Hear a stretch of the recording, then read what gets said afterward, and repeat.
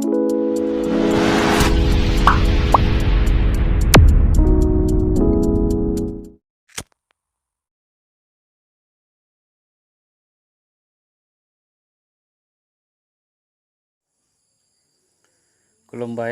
फरायसा लोगो नोंथांमोन गिबियावनो नोंथांमोन गासैखौबो गोदान मोनसे भिडिअ बरायनाय जाबाय फरायसा लोगो नोंथांमोन बेवहाय बे भिडिअनि गेजेरजों नोंथांमोनजों सावरायनाय जागोन जे पलिटेकनिकआव नोंथांमोना एडमिशन लानोब्ला थामहिनबा पलिटेकनिक इनस्टिट्यूटआव थानाय कोर्स डिटेल्स बेनिफ्राय बबे पलिटेकनिक इनस्टिट्यूटफोराव बेसेबां सीट दङ बबे डिपार्टमेन्टनि बेसेबां सीट दङ बे गासैखौबो बे भिडिअनि गेजेरजों नोंथांमोनजों डिस्कास खालामनाय जागोन आरो नोंथांमोना भिडिअखौ जोबजासिम नाय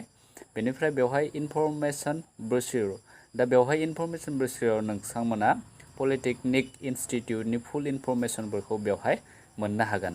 आरो बे जाबाय पलिटेकनिक एडमिशन टेस्ट 2021 आं बेखौ नोंथांमोननो गुबुन मोनसे भिडिअ डिस्कास खालामखाबाय बेखायनो आं बेनि सोमोन्दै डिस्कास खालामलिया बेनिफ्राय डाइरेक्टर अफ टेक्निकल एडुकेशन काहिलेपारा बेनि सिङाव बे दैदेननो पलिटेकनिक एडमिशननि टेस्टखौ बेनिफ्राय बेवहाय दङ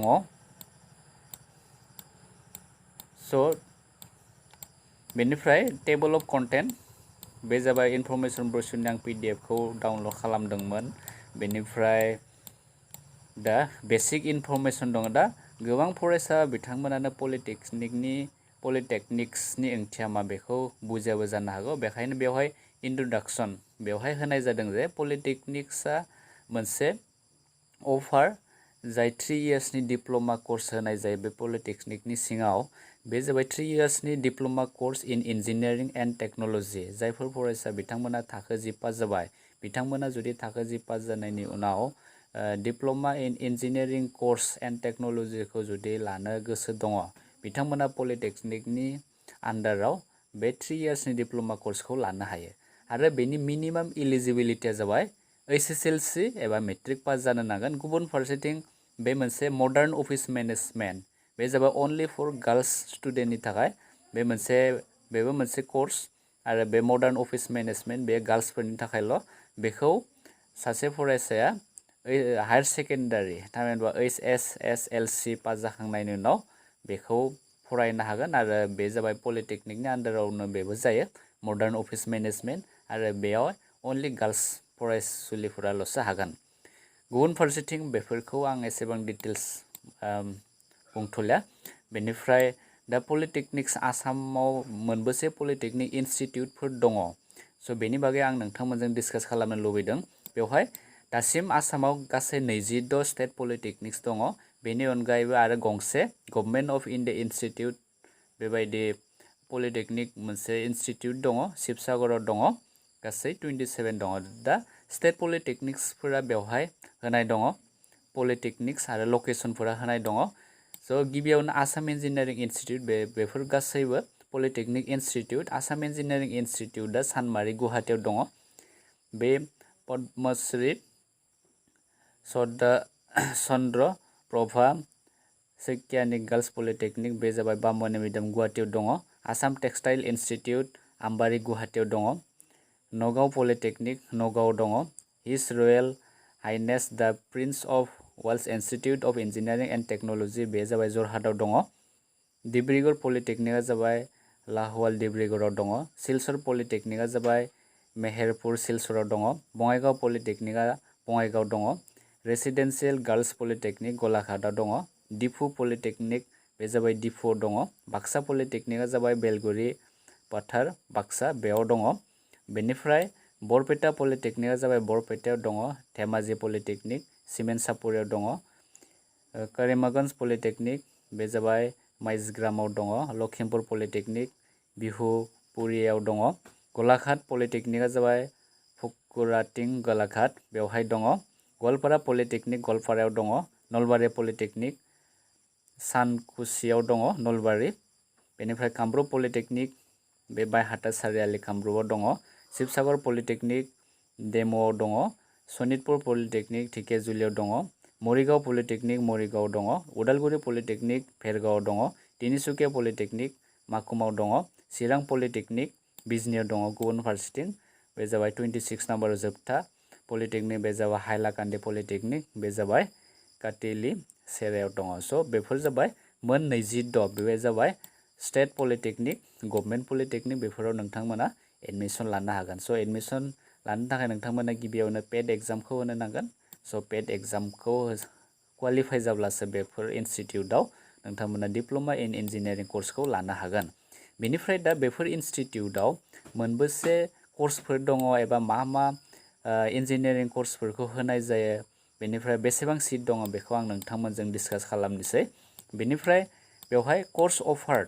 पलिटेकनिकनि आन्डाराव बेफोरबायदि कर्सखौ मोननाय जायो number 1 diploma in civil engineering diploma in mechanical engineering diploma in electrical engineering diploma in electronics and telecommunication engineering diploma in computer engineering diploma in instrumentation technology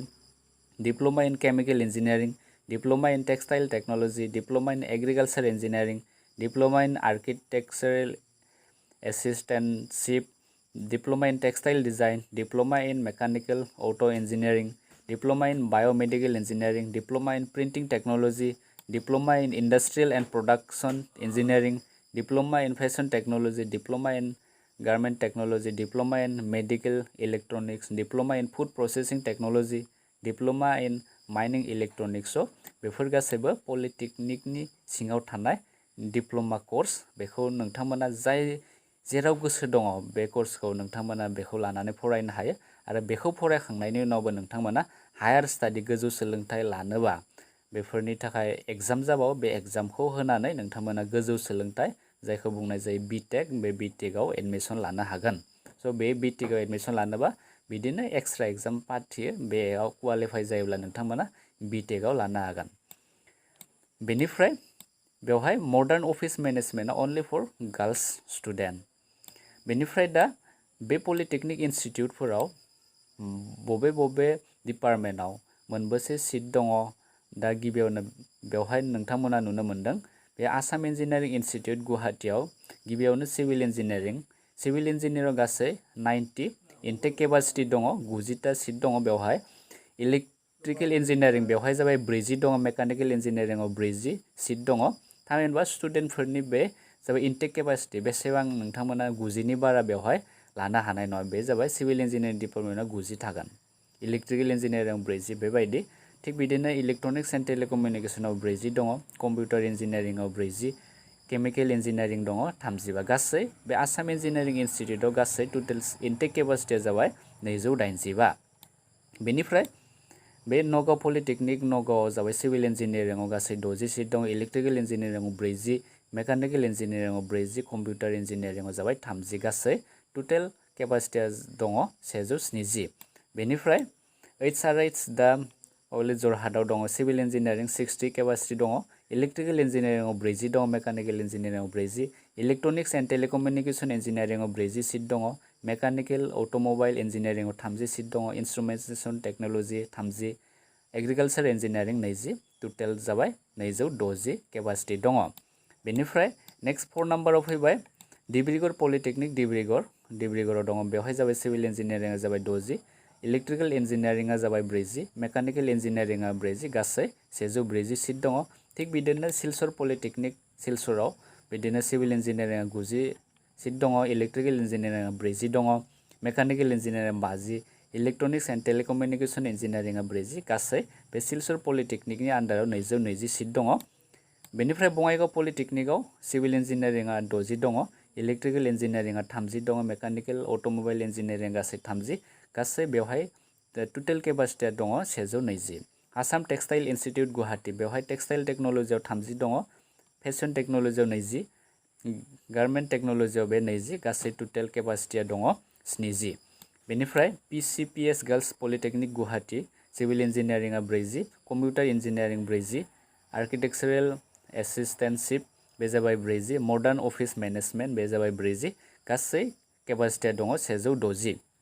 Diphu polytechnic Diphu अनलि बेवहाय सिभिल इन्जिनियारिं डिपार्टमेन्टल' दङ गासै 60 टोटेला जाबाय 60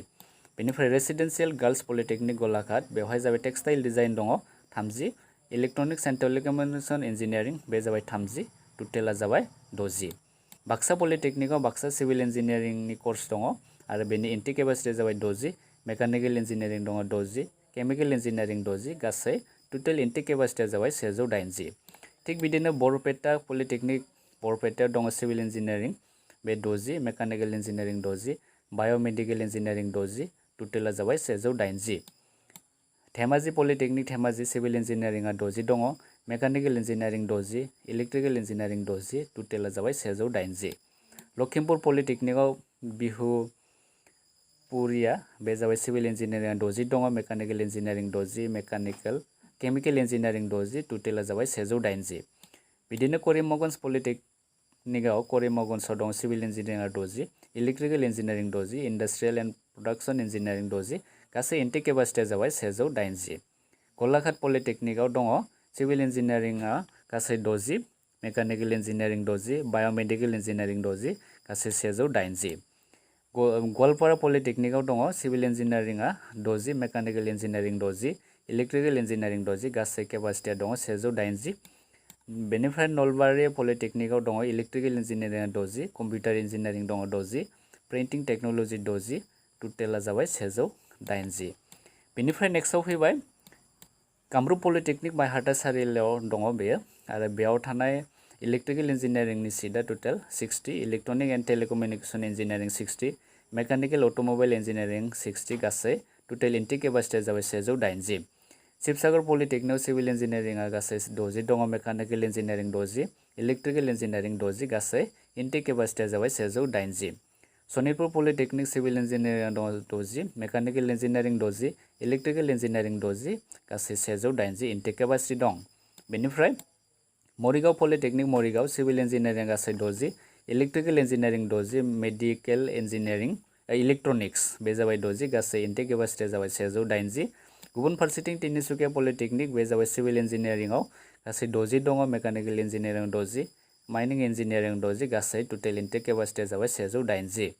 चिरां पलिटेकनिकआव बिजनि बे जाबाय civil engineering 60 दङ एग्रिकालसारेल इन्जिनियारिंआव 60 electrical engineering 60 total 180 seat दङ उदालगुरि पलिटेकनिक फेरगाঁৱआव थानाय बे जाबाय सिभिल इन्जिनियारिंआ 60 सिट दङ mechanical engineering 60 food processing engineering 60 गासै टोटेल इन्टेक केपासिटिया जाबाय 180 हाइलाकान्दि पलिटेकनिक बे जाबाय सिभिल इन्जिनियारिं 60 सिट दङ computer science and engineering 60 electrical engineering 60 total 180 थामहिनबा बेखिनियानो जाबाय मोनफ्रोमबो इनस्टिट्यूट पलिटेकनिक इनस्टिट्यूटफोराव मा डिपार्टमेन्टआव बबे डिपार्टमेन्टफोराव बेसेबां इन्टेक केपासिटिफोर दङ बे गासैबो डिटेल्सआ बेखिनियानो बे 22 नि मादाव बेफोर इन्टेक केपासिटि दङ स' बे इनफरमेशनखौ नोंथांमोना गासैबो मोनबाय बेनिफ्राय जायफोर फरायसा बिथांमोना बेफोर इनस्टिट्यूटआव फरायनो गोसो बिथांमोना आरो बबे डिपार्टमेन्टखौ बबे कर्सखौ लानानै फरायनो गोसो बिथांमोना अननानै कमेन्ट्सआव फोरमायहर जे आं उमुक फरायनो गोसो सिभिल इन्जिनियारिं बा मेकानिकेल इन्जिनियारिं नोंथांमोना मायाव इन्ट्रेस्ट दङ अननानै कमेन्ट्सआव फोरमायहर आरो बबे इनस्टिट्यूटआव नोंथांमोना फरायनो गोसो आफ्टार क्लास 10 नि उनाव जायफोर फरायसा बिथांमोना पलिटेकनिकआव डिप्ल'मा इन इन्जिनियारिं लानो गोसो बिथांमोना अननानै कमेन्ट्सआव फोरमायहर बबे इनस्टिट्यूटआव फरायगोन एबा मा डिपार्टमेन्टखौ नोंथांमोना लानो सानदों बा लानो नागिरदों बेनि बागै फोरमायोब्ला गोजोननाय मोनगोन दा टोटेल बे केपासिटि दा टोटेल सिटखौ बेखिना नोंथांमोना मोननो हाबाय बेनिफ्राय दा पार इयार बे जाबाय टोटेल ग्रेन्ड टोटेल थामहिनबा इन्टेक केपासिटि 4425 बेखिनाखौ जों प्लास खालामबा 4425 पार इयार एडमिशन होनाय जायो पलिटेकनिकनि आन्डाराव बेफोरबायदि पलिटेकनिक इनस्टिट्यूटआव गासै 26 इनस्टिट्यूटखौ लानानै आरो बे इन्टेक केपासिटिफोरखौ लानानै 4425 एडमिशन होनाय जायो पार इयार स' बेफोराव एडमिशन लाखांनायनि उनाव नोंथांमोना हायार स्टाडि गोजौ सोलोंथाइ लानोबा गोजौ सोलोंथाइबो लानो हागोन जेराव इनस्टिट्यूटफोरा बा बेफोरनि थाखाय बिटेकनि थाखाय एन्ट्रेन्स एग्जाम फाथियो बे एन्ट्रेन्स एग्जामाव क्वालिफाइ जायोब्ला नोंथांमोना एडमिशन लानो हागोन गोजौ सोलोंथाइ आरो नोंथांमोना गोजौ सोलोंथाइ लानो गोसो गैया एबा साख्रि मावनो गोसो दं नोंथांमोना बे कर्सखौ लाखांनायनि उनाव जुदि जब मावनो गोसो दङ अब्ला नोंथांमोना बे डिप्ल'मा इन इन्जिनियारिं कर्सखौ फरायखांनायनि उनाव नोंथांमोना जबबो मावनो हागोन प्राइभेट बा गभर्नमेन्ट सेक्टरफोराव नोंथांमोना जब मावनो हागोन एस ए जुनियर इन्जिनियार हिसाबै बेनिफ्राय बिदिनो गावबा गावनि डिपार्टमेन्ट वाइज नोंथांमोना जबखौ नागिरनानै जुनियर इन्जिनियार हिसाबै खामानि मावनो हागोन गुबुन फारसेथिं बेनि जा इलिजिबिलिटि पलिटेकनिकखौ सोर सोर फरायसा बिथांमोना फरायनो हागोन स' बेनि मिनिमाम क्वालिफिकेसना जाबाय बेनि मिनिमाम क्वालिफिकेसन बेयो होनाय दङ मेट्रिक पास जाथारनांगोन सासे फरायसाया डिप्ल'मा कर्स इन इन्जिनियारिंआव लानोब्ला मिनिमाम बे मेट्रिक पास जानो नांगोन आरो बेनि मेट्रिकआव नोंथांमोननि बा थाखो जियाव बेनि मेथ्स एन्ड साइन्सखौ कम्पालसरि नांथारगोन आरो मेथ्स आरो साइन्सआव बेबायदि पार्सेन्ट होनाय दङ 40% मार्क्स मेथामेटिक्स एन्ड साइन्सआव बे जेनेरेल केन्डिडेटनि थाखाय 35 मार्क्स बे जाबाय एससि केन्डिडेटनि थाखाय मेथामेटिक्स आरो साइन्सआव मोनथारनांगोन गुबुन फारसेथिं 33 मार्क्स बे जाबाय एसटि केन्डिडेटनि थाखाय बे गांनै साबजेक्टआव मेथ्स आरो साइन्सआव बे गांनै साबजेक्टआव बे 33% मोनथारनांगोन स' बेबायदि थाब्लानो नोंथांमोना बेवहाय डिप्ल'मा इन इन्जिनियारिं कर्सखौ नोंथांमोना लानो हागोन बेनिफ्राय बेनि अनगायैबो बेवहाय लिरबावनाय दङ if there is tie in paid marks then marks of science and mathematics of qualifying examination will be taken into consideration to decide the merit of the candidate. So बिदिनो नोंथांमोननि जा मार्क मोननाय बेखौ हमना ला नोंथांमोना बे पेड टेस्टआव एग्जाम होबाय बेवहाय नोंथांमोना बेसेबां स्कर मोनदों बेनिफ्राय बे मोननायजों आरो नैफोर नोंथांमोननि मेथ्स एन्ड साइन्सआव बेसेबां मोनदों स' बे मार्क गासैखौबो नायनानै मोनसे मेरिट लिस्ट ओंखारगोन जायनो बारा मोनदों स' बेफोरनिफ्राय सेलेक्सन जाबोगोन जायनो बारा मोनबोदों बे बांसिन गोजौआव थाबाय मेरिट लिस्टआव बेनि एसे खम मोननाय एसे सिङाव स' बेबायदि मेरिट लिस्ट बानायनाय जायो स' बेनिफ्राय स' बेवहाय नोंथांमोना हानायाव लागै लाखिनो नाजा मार्कखौ अब्लानो नोंथांमोना मोननायनि चान्सआ बारा थायो स' बेनिफ्राय बेवहाय डिप्ल'मा कर्स मडार्न अफिस मेनेजमेन्टआव बे जाबाय बेवहाय मोननैसो कन्डिसन होनाय दङ बे जाबाय बे जागोन मडार्न अफिस मेनेजमेन्ट एडमिसनाव क्वालिफाइ जानो नांगोन बेनिफ्राय बेनि मिनिमाम क्वालिफिकेसना जाबाय हायार सेकेन्डारि पास जानो नांगोन बेयो आर्ट्सनिबो जानो हायो बा साइन्स बा कमार्स जायखिजाया स्ट्रिमनि पास खालामबा बे HSLC 12आव बा आर्ट्सबो जानो हागौ साइन्सबो जानो हागौ कमार्सबो जानो हागौ बेनि जायखिजाया HS पास जाबानो बे मडार्न अफिस मेनेजमेन्ट एडमिसनखौ लानो हागोन बे कर्सखौ लानो हागोन बेनिफ्राय बेवहायबो बेबायदि दङ इफ देयर इज ए मम मार्क्स माने मम माने बेखौ होनाय जादों modern office management of English of qualifying examination will be taken into consideration to decide the merit of the final. So बिदिनो नै ममाव मडार्न अफिस मेनेजमेन्टआव नोंथांमोना बेसेबां मार्क मोनगोन स' बेखौ लानानै आरो नोंथांमोननि फाइनाल एग्जामाव मोननाय मार्कफोरखौ लानानै मोनसे मेरिट लिस्ट बानायनाय जायो आरो बेवहाय मेरिट लिस्टआव थाब्ला नोंथांमोना एडमिसननि थाखाय सेलेक्ट जागोन आरो बेवहाय एज लिमिट होनाय दङ for all engineering and technical courses बे जाबाय UR OBC MOBC नि थाखाय 20 बोसोर मेक्सिमाम एजआ आरो जाबाय ST SC PH बे जाबाय 23 इयार्स जाबाय maximum age modern office management बे जाबाय 22 इयार्स 6 मान्थ्स मेक्सिमाम एज लिमिटआ बेनिफ्राय बे जाबाय ST फोरनि थाखाय बा SC फोरनि थाखाय 25 इयार्स 6 मान्थ स' बेखिनियानो इनफरमेसनखौ नोंथांमोननो होनाय जाबाय स' आसा खालामो नोंथांमोना भिडिअखौ नायनानै मोजां मोनबाय आरो बेखिना कर्सनि मादाव नोंथांमोना बबे कर्सखौ लानानै फरायनो गोसो एबा बबे इन्जिनियारिं कर्सखौ लानानै फरायनो गोसो अननानै नोंथांमोना कमेन्ट्सआव फोरमायहर आरो उननि भिडिअ नोंथांमोन गासैखौबो लोगो मोनगोन मोनसे गोदान भिडिअ लानानै स' नोंथांमोना भिडिअखौ नायनानै माबोरै मोजां मोनदों अननानै कमेन्ट्सआव लिर लाइक एन्ड शेयार खालाम आरो चेनेलाव गोदानब्ला चेनेलखौ साबस्क्राइब खालामना ला थेंक इउ फर वाचिं